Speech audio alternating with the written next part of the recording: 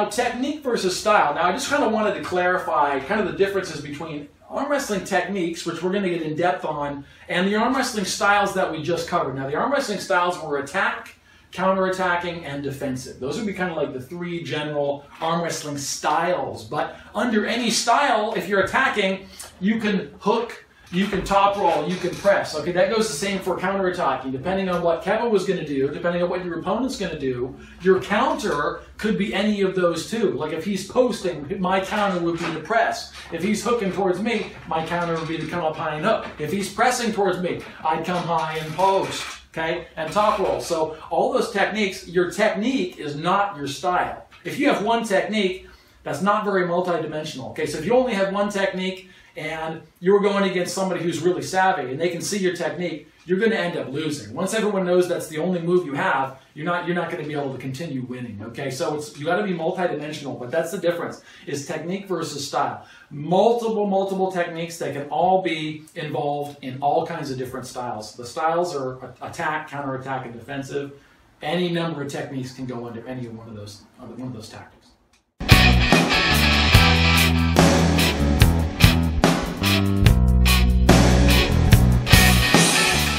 Talk about how to choose your style. Now we talked about the three different styles: attacking, counter-attacking, and defensive. Now here's the answer. There is no answer. Okay, if you just have one style, okay, if you just have one style and you're just attacking, okay, and you're not working at any of the counter-attacking type movements, you're leaving a lot on the table. I'll just kind of put it that way. Okay, so to me, those styles can change match to match and opponent to opponent. So just think of it this way. Think of it, be flexible in your style. Don't commit to just one style and say, well, I'm just going to be a defensive arm wrestler and I'm just going to, kind of develop those techniques. There's a few arm wrestlers that can really get away with that, but even Michael Todd, who's a great defensive arm wrestler, he still goes on attacks.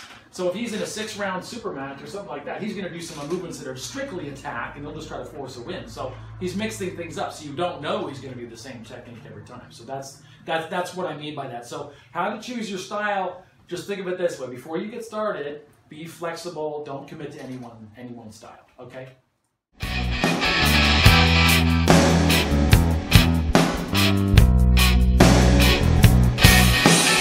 Okay, so I titled this video "The Real Secret to Arm Wrestling." Okay, now everything together is actually the real secret, but this is kind of what I consider to be something really fundamental to becoming great at arm wrestling. Okay. Don't be overwhelmed by all these different techniques. Don't go, well, maybe I should do top rolling, or maybe I should be hooking, or maybe I should be pressing. You don't know any of that until you actually get on the table and start pulling people around and start going against competitive opponents. There's no way to know what techniques are going to work best for you. So in terms of the real secret, it's this, okay? Start arm wrestling. Number one, you have to start arm wrestling. You start out getting on the table, getting your body position in the right position, working on some of the fundamental techniques. But the secret is you have to learn what techniques work best for you. Okay? What works best for me, I'm built differently than you're going to be. I'm built differently than he is. He's going to be built differently than me. You're going to be surprised how much different of a position you can produce power, whereas even someone who may be stronger than you goes to do the exact same thing and you be able to beat them.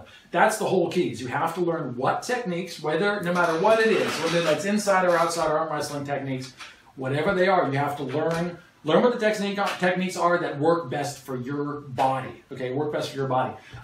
Once you learn those movements, step 2 would be becoming super strong in those movements. So, for instance, if I know one of my best movements, okay, is to come over and do kind of an outside top roll. Okay, I'd be strong through all of those components that go into that move, the lats, the radial flexion, the pronation, and I go through that same motion thousands of times, okay, thousands of times, and same thing, we're going to get into the training later, like I said, but with the strengthening part of it, I would strengthen with weights and everything else that exact range of motion, okay? If you do that, you got a humongous advantage on the table, okay?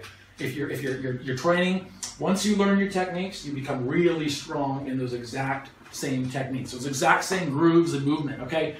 And then the third thing is really simple. You've got to practice on an arm wrestling table, okay? Most weightlifters find this out the hard way, okay? When you go to arm wrestle, just by being strong in a weightlifting sense, if you just do curls and presses and overhead presses and stuff like that, that's nowhere near arm wrestling type strength. To develop real arm wrestling type strength, number one, like I said with training, we're going to get into a very specific regimen of movements that are way outside the box of traditional weightlifting. Okay, but second, you have to get on a table. Okay, and that's of course what the training club is for, and I expect most members are going to come down and train with us at All-in-One Park. But I want to leave you with that. That's one of the most important things you can do. Couple those three things coupled together. Learn what techniques work best for you, become extremely strong and proficient and efficient in those movements, and then become fast and technically skilled at those movements on a real-life arm wrestling table.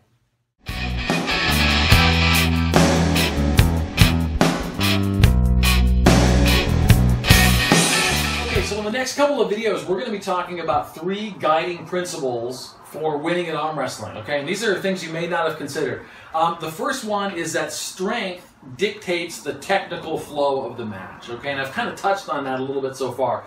The stronger arm wrestler, let's say there's 2 arm wrestlers at every arm wrestling table, right? So you go with your opponent, Kepa's going to come up here.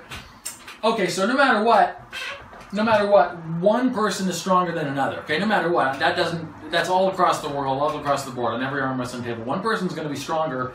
Generally speaking, as long as both people are technically sound, one person, the stronger person, is going to dictate the flow of the match. Meaning, let's say Kepa's the stronger arm wrestler here. He's going to start to do a hook, okay? If I'm not strong enough to resist that or to hook against him, that means we are going into that hook, and that means I am going to have to adjust in order to win the match, okay? If it's just going along with, if I'm trying to fight against the dominant person in their technique, all that's going to happen is I'm going to lose, okay? And that's going to lead us right into our next principle, but that's the idea. The stronger person, regardless of the technique they do, okay, the stronger person dictates the flow of the match. The weaker person, and that's not saying anything bad, the person who's not quite as strong is going to have to adjust in order to win, okay? So we're going to go on to principle 2 in the next video.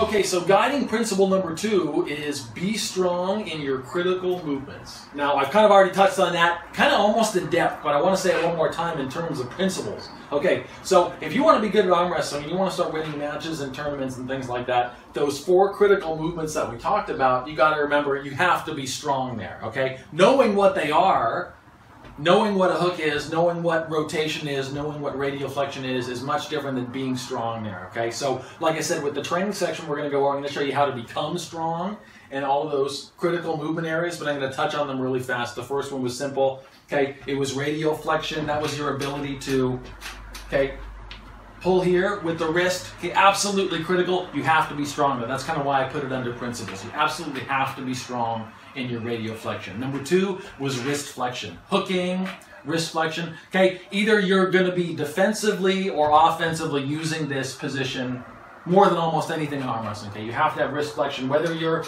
no matter what you're doing, no matter what technique you're doing, a certain amount of wrist flexion plays a humongous role in almost every single technique, especially when it comes to inside arm wrestling, and we're going to get into depth on that. But wrist flexion, radial flexion. You have to be strong in those 2 things. Pronation and supination. Remember that pronation is coming out this way like that top rolling motion. Supination is that hooking motion where you're turning your hand in a little bit, okay? Remember, that's a totally critical. Those motions, whether they're strong and they're being attacked and you have to defend with them, or whether you're producing rotation through those, or whether you're getting a deep hook in here, those muscles absolutely have to be strong. Pronators and your supinators, okay? And then the last one is your proficiency or ability to move on the pad. I don't necessarily say dragging strength, because most of the time when you're moving on the pad, a lot of the power you're going to produce is by dragging backwards towards yourself, okay? So yeah, your lats have to be strong, but I say be proficient. Be able to, in any position, be able to and prepared to move your elbow on the pad, whether that's forward or backwards. If you can do that, if you can couple those 4 critical movements together and be strong in all of those areas, radial flexion, hooking, or wrist flexion, okay, supination, pronation, rotation, and movement on the pad. If you can be good at all those 4 critical movements and be strong in all those areas, you're going to be a very, very good arm wrestler.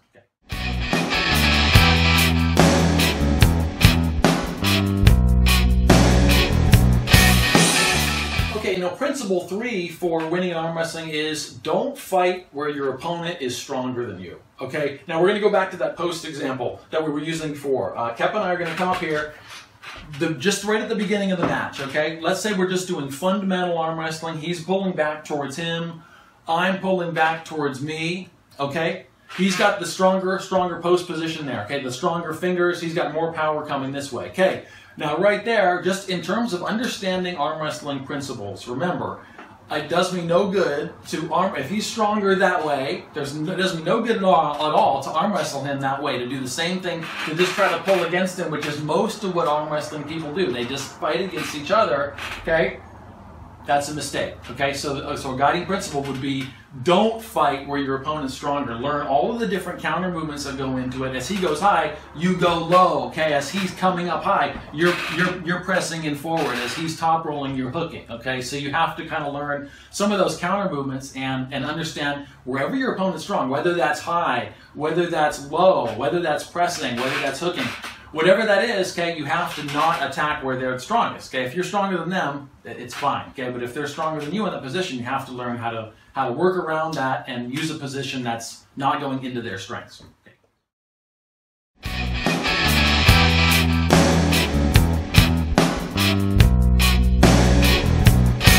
I want to cover this now: the importance of good form. Now, most of you who are involved in arm wrestling, most of you do some kind of other athletic stuff too, whether you lift weights or whatever else. But just like anything else, whether it's sports, whether it's throwing a baseball, whether it's weightlifting, or whether it's arm wrestling, if you use bad form, okay, two things are going to happen. Number one, you're going to be much more likely to get hurt. It's like if you do maximum lift squats with really bad form, what's going to happen? You're going to get hurt. If you do a max lift on a bench press and you have really bad form, what's going to happen? You're probably going to get hurt, or the weight's going to dump on your head or something like that, okay? It's the exact same thing with arm wrestling. Here's the thing about arm wrestling is, even though it's its own thing, arm wrestling is very specific. It's like a max lift. Like, especially if you're going to get someone else who's really strong, it's like a 1 rep max, basically, okay, every time you go to the table. So you have to remember, good form is going to help you do two things. It's going to help you avoid injury, most important. If you have good form, meaning like all of the fundamentals we've talked about already, your arm's inside your body the whole time, you have good mechanics, you're staying close, okay? You're not arm wrestling with your arm way out and getting twisted in funky positions. If you're staying tight and you're doing good fundamental arm wrestling. Also, another thing I'll touch on right as I'm saying that, in terms of safety, is as your arm's getting taken down, you're turning with your arm, okay? Meaning you're not turning against your body. I covered that in the arm wrestling rules section about how not to break your arm, but it's the same thing, okay? Good form is going to help you be more powerful. It's going to help you be much more efficient with your power, okay? And it's going to help you avoid injuries, okay? Most important.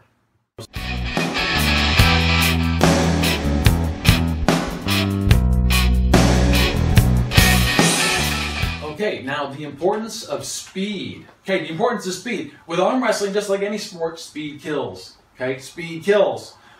As you've probably seen, most people who've seen arm wrestling, they realize how fast some of those matches are. They're over like in a flash, okay? That's very much on purpose, is the arm wrestlers are trying to, they're using all the technique. They're thinking about the match. A lot of them are doing counterattack movements just immediately on the go, and that's why the matches are so fast, okay? But speed is a huge component. So think about this. That's why I want to cover this now before we start going into the next part where we start covering all the arm wrestling techniques, is I want you to think of this.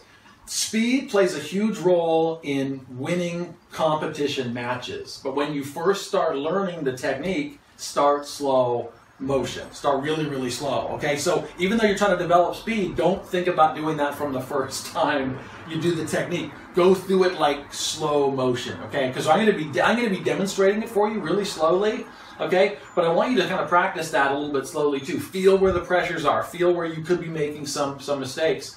And then slowly but surely, as you get better and better at the movement, start ratcheting it up to full speed and then higher intensity, and then before you know it, you can use those techniques in a competition. But they should be practiced slowly first. But I want to say, since this is about speed kills, okay, Yeah, that's the biggest part in competition arm wrestling. If you're getting really good with the techniques and you're really strong and you've covered all of your other bases, you're foundationally and fundamentally sound, speed is a huge negotiating factor when you're taking on top talent, okay? So Kep and I, we come up to the arm wrestling table, we're both going to do, let's say we're both going to do the same technique basically, right? We come up and we're both going to do like a hook, let's say, okay? Now, the ref's going to come up here, he's going to put his hands here, and he's going to say, okay, don't move, go. He's going to let go, okay?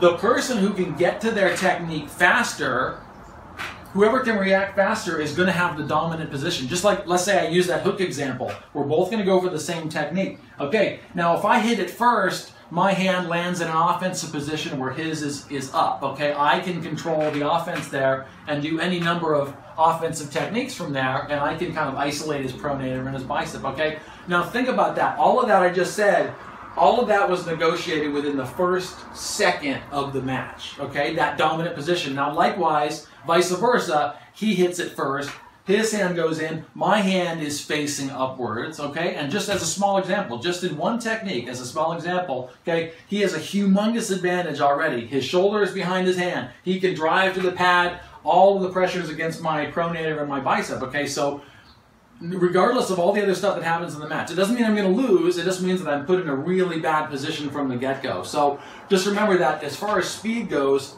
your reaction time during the match is important, reacting to someone else, but more important than that is learn how to start really fast. So once you get good with your techniques, start to get speed in there, try to be faster than your opponent. Oftentimes, the person who hits their move first in the arm wrestling match is the one that's going to win. A lot of times the fastest guy is not necessarily the strongest guy either, but the fastest guy wins the tournament. So remember, speed kills.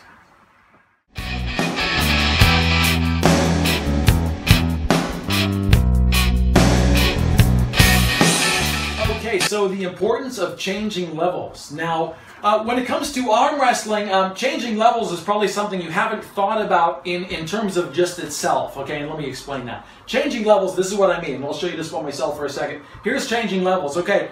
Now, when you come to an arm wrestling table, generally speaking, the match, especially when it's stand-up competition, there's some changing of levels with the entire body, okay? So it's not just arm, okay? It's not just the arm. It's nowhere near that, okay? The entire body, regardless of what position that is, whether that's top roll or a pressing movement, a hooking movement, some kind of thing like that, it's still going to involve some kind of level change of the body. So the whole body's going to be changing levels, okay? So let me show you what that looks like in real life. And Kep and I are going to arm wrestle here. Okay, so remember, changing levels, your ability to change levels and be comfortable changing levels using different techniques is extraordinarily important for you to get good at arm wrestling, because you can generate a tremendous amount of force by just changing levels, and I'll show you exactly what I mean. Okay, the first one I'll do is just a real fundamental technique. Fundamental example, I'll just do it a low hook, and we'll do some side pressure with a level change, and I'll show you how we produce force that way. Okay, so Kep and I are here in the middle. We do our arm wrestling technique. We hit the hook, okay? Nothing else has changed. Real basic, okay? Let's say my attack was to just come this way, okay? So if I just use my arm, I'm trying, okay? Just with my arm, I'm trying to force him down to the pad. I can't do that, okay? That doesn't work, okay? So here's what I mean by level change. Same position, okay? Same move. We hit the hook here, okay? So I'm going to hold tight here. I'm not going to produce any force this way like I just did. All I'm going to do is level change. I'm going to drop my whole body down, okay? Come into that wrist. And just by coming down, I didn't have to produce any force this way. The arm came down as I changed levels to the left, okay? Now I'll show you how that works going backwards, okay? Dragging backwards, directly backwards with level changing backwards, okay? So let's just use the same move. This is a good example. Kep and I right here in the middle, we hit the hook, same idea. I got a nice low hook here, okay? As opposed to what I just did, which is level changing to the side, I'm going to level change backwards. So same move, okay, same hook, okay, little bit of a drag, and I'm level changing back, sitting down, and you can see what happens to the arm. Now, if I just use my arm, I'll give you another example. If I just use my arm,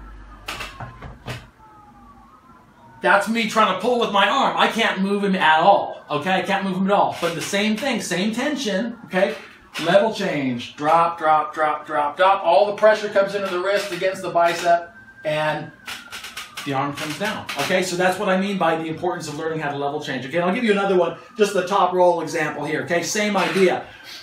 Let's say I was kind of doing a high type of top roll here. If I was posting up, my fingers are coming up here, okay? If I try to come up over the top of Kepa's hand and pronate him over to the pad using just my arm, meaning this motion, right? Okay, I can't move him at all. Once again, that's the importance of the level change. So here's the same move with level change, okay? We're coming top roll, I'm kind of coming up into the fingers, okay? And then I'm changing levels, I'm dropping down, coming up over the top. Same pronation, except with the level change, I put a lot more force into his hand, okay, and against his body, so I can come down. That same exact move, using the same force with my arm without changing levels, looks like this. Big difference, right? That's what I mean by level change.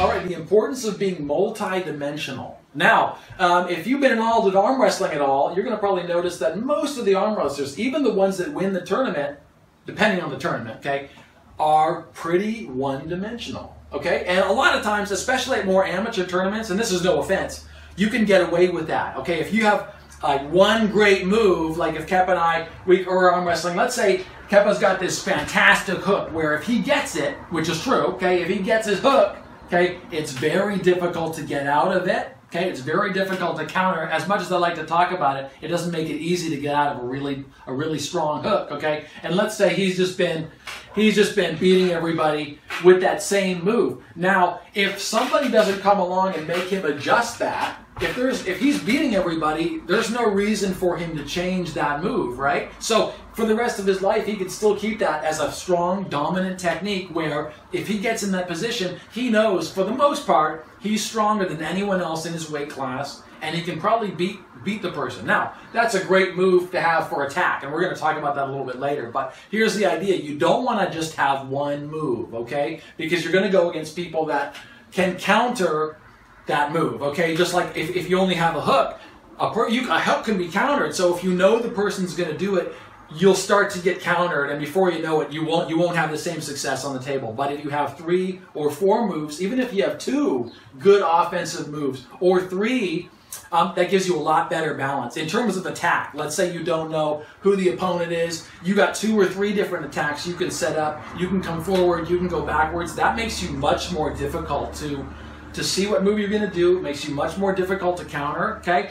And when someone doesn't know where your pressure is coming from, like if I go to arm wrestle with Kepa here, and I don't know if I'm setting up, okay, I don't know if he's going to come through my arm, if he's going to press, if I don't know if he's going to hook and go back, okay, how can I really effectively counter that? I can't, okay? If I don't know where he's going to produce his pressure, I just have to stabilize myself, use my best guess, use my best attack, and hope that we end up in a favorable position, or I can stop the match without getting pinned in a flash, okay? But that's the whole key, is that if he's got 2 or 3 different offensive techniques, it makes it very difficult for me to counter him right off the bat. And as you've seen someone arm wrestle over and over and over, like if you have access to YouTube and you're dealing with someone who's good enough that you've seen them over and over, you might be able to get into kind of seeing their patterns and getting into counterattacking them, see what they do first, second, third. That's totally, totally different, okay? In terms of competition, tournament-style arm wrestling, you have to just try to have a well-balanced attack. Be able to counter movements that you see happening. If you notice during the tournament, you notice an arm wrestler that you didn't previously know is using the same move over and over, you have to know how to counter those movements, and which means you're going to have to be somewhat multidimensional to do some different movements on the table. But that's my before we get into the technique section, I really wanted to cover that first. You're going to find, just like I did, you're going to find you're much stronger and you're much more comfortable doing certain techniques over others. I get it. I totally understand that. But if you want to be successful in arm wrestling down the road, it's much better. Keep your mind open to these techniques. Work with them. There's going to be certain ones you just will not be able to do. They just suck for your arm. You're no good at them, or they hurt your elbow, or whatever the problem is that you can't do. There's certain arm wrestling techniques, believe me, I don't do in a tournament ever, okay? So you'll find those out as you go, but don't just become a one-trick pony. Don't just have one move, or else down the line it's going to end up hurting you. Okay, and you'll get weak everywhere else. Okay, so try to keep a well-balanced attack as you move forward.